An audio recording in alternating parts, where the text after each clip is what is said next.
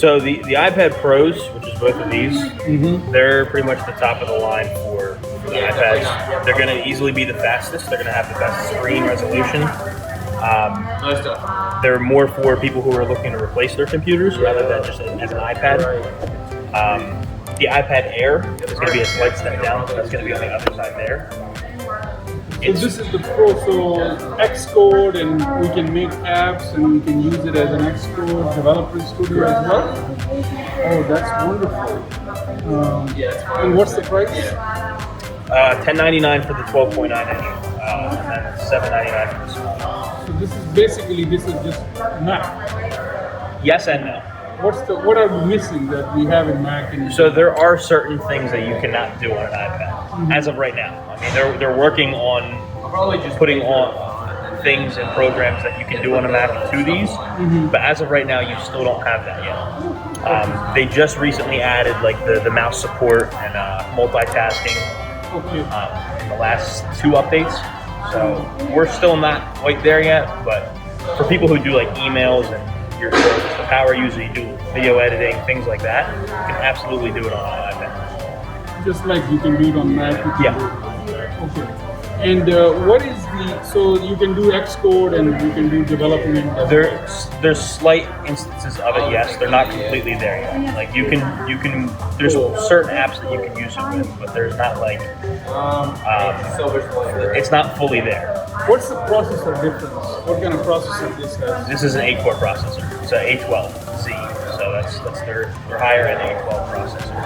Okay, just an A12, which Mac has Intel and all those, right? So, not anymore. Okay, what does Mac have now? Tuesday, the new Macs are coming out with the M1 chip, which is Apple's newest chip. It's their own chip. Correct. The M1. Okay. So that's what the high-end. All right.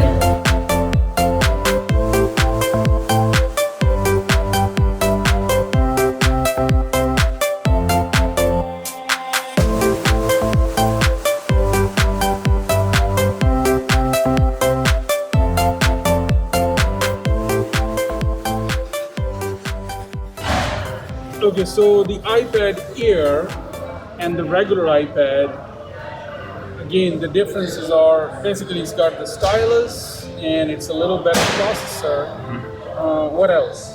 It's a bigger screen. A bit bigger screen, right? It works with all the accessories that the Pro works with. Okay, a lot of accessories that is going to work with the Air. So that's why Air is more, like, we can call it more like. So it also has a USB-C port now instead of a Lightning port. So you can plug in like a hard drive similar to the Pros and use peripherals. So the iPad regular doesn't have, the 8th generation doesn't have a USB port? Correct, it's just a Lightning port, similar to the iPhone. So if I want to plug in a USB printer or something, I can't do that? Correct. But this will work with the Bluetooth printer, right? Correct, yes. Okay. Perfect. What about the processors, like same processor? No, that's a step up. That's an A14. This is A14 and this is A12. Correct. What about the battery life? So I have one of them. Mine lasts, I want to say, idly, if I'm not doing anything, I can get a day and a half, 2 days. Okay. But if I'm using it, probably 6 to 7 hours. If I'm using it heavily, like watching videos, playing games on it. All right. So sounds like a plan. I mean, looks like it's just the price is double on the Air, you know. And then the Pro is for somebody who may be doing, you know, development or something like that, right? Yeah, if you're like a content creator, if you just want something to replace your laptop, essentially, that's where you would do with the Pro. Perfect.